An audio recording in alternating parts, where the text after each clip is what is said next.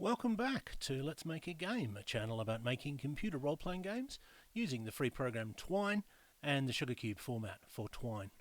In this video, I would like to continue talking about my current project of coding a fantasy-themed football simulation. More specifically, I'd like to continue from the last video in going through some ideas that I've had for special skills, which the player and the computer-controlled teams will both be able to learn in the course of the game. So the last thing we looked at was the fake punt in the previous video, so I'll just continue from there. So we have the double pass, flea flicker, and the hook and lateral. These are all very similar. They're passes that are more risky than a normal pass, but gain you more if successful, and they're all trick plays, meaning they get less likely to succeed if you do them more often, which is what this blue asterisk indicates. There's a little note here that says a double pass, if unsuccessful, might result in a loss of yards, and a hook and lateral might result in the opposition getting the ball. I may not use all three of these. I won't use them unless I can come up with a mechanical way of distinguishing them. I need to do a bit more research on what the difference between them actually is, because American football is not a game that I grew up watching. It might be that, for example, one of them, it's more appropriate to use a roll against luck, and the other one maybe agility or something like that, and the other one maybe intelligence. I'll have to look into it and see what the different passes mean. But it may be that I end up just doing one of those. And we have the Hail Mary. This is sort of a more extreme version of the same thing. It's a very risky pass, but an automatic touchdown if it's successful. The reason it's called a Hail Mary is, I believe, because the Catholic University Notre Dame, one of their football players said in an interview, sometimes you just have to say a Hail Mary and throw a pass. And so a Hail Mary has become a term for a pass that's probably not going to work, but you might as well try it, because if it does work, it'll win you the game, sort of thing. Okay, so moving on, a hard count. This is when you try to sort of trick the other side into moving too soon and incurring a penalty. And if you're unsuccessful in doing it, you get a penalty for wasting time, basically.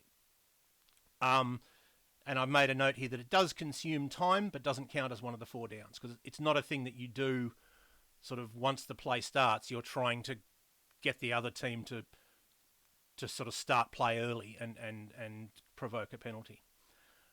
A hurry up. Every second play doesn't consume time, and the defence can't use some special skills, although, as you can see, I haven't decided which ones. This just means that you don't do the typical thing of having a huddle between every play. It means that you start quickly and you hope to sort of catch them off guard, and so they can't sort of consult, and that's the reason why they can't use particular skills, because they can't call special plays, or at least, that's the idea. An audible, change the play from a pass to a run if the defence chooses to defend against a pass. As we've said before, there's a sort of rock, paper, scissors mechanic in the sense of trying to guess what the other player is going to do. So when defending, you can choose to sort of defend against a pass or defend against a run. And then audible lets you sort of, as it were, cheat in that little mini game, I guess, or that part of the game. So moving on to defense, we only have a couple. Interception. When defending against a pass play, if the play fails, the team with this skill might get the ball and become the attacking team. Well, that's just a definition of an interception. And that's an example of a thing where really a team should be able to know that they can intercept the ball. It's like, well, why do you need to learn that from a sage? It's not very realistic.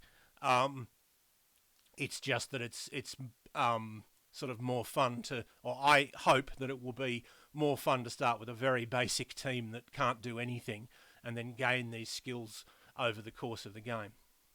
Then we have blitz. If the defence is successful, the offence loses yards. I think this is a defence where you lots of people rush at or an unusually high number of defenders rush at the quarterback, rather than trying to block the other team members. I think that's what it is. And then I'll finish the last one here. We have intimidating halftime show. When you're playing at your home ground, it costs you money, but the opponents always fail their morale rolls. That's an existing mechanic that if a team is behind, either your team as the human player or a computer-controlled team, they have to make a roll to see if they don't sort of collapse and instantly lose. This is an example of where the thing that's happening in the fiction of the game doesn't really match the mechanics all that well. It seems to me like how would a halftime show be intimidating? It seems like a halftime show, if it did anything, it would inspire the home team.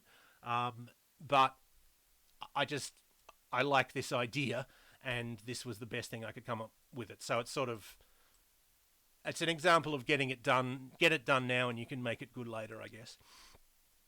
Inspiring speech. This is sort of the opposite of it. You don't have to make a morale roll when you're losing at half time. And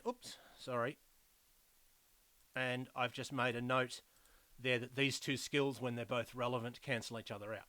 Often when you're designing mechanics, you have to think about, well, what if I've got a thing that makes me always win in this situation, and what if the other team's got a thing that makes them always win in this situation? I've got to have some rule of which one prevails, or do they neither of them prevail, or whatever. And finally, we've got two others. I haven't thought of a name for this one.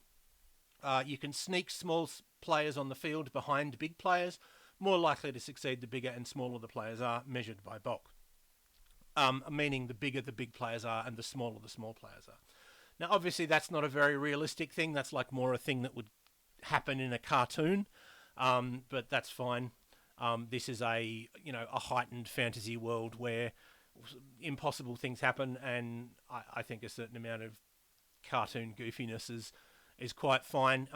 I find that it works quite well in Blood Bowl, where you have things like people sneaking chainsaws onto the field and the referee doesn't notice until half-time and stuff. So some people might not like that tone, but that's the one I'm going for. And finally, a crooked coin. When playing at your home ground, you always win the coin toss. So that's what I've thought of, and then I've just got the note about trick plays, which I talked about in the previous video. So those are the special skills that I've thought of thus far. I'll probably move on to another element of the game, of designing another element of the game before I come back to the skills. I suspect I won't be programming next video, although I'll see what I'm inspired to do. But I will leave it there for now.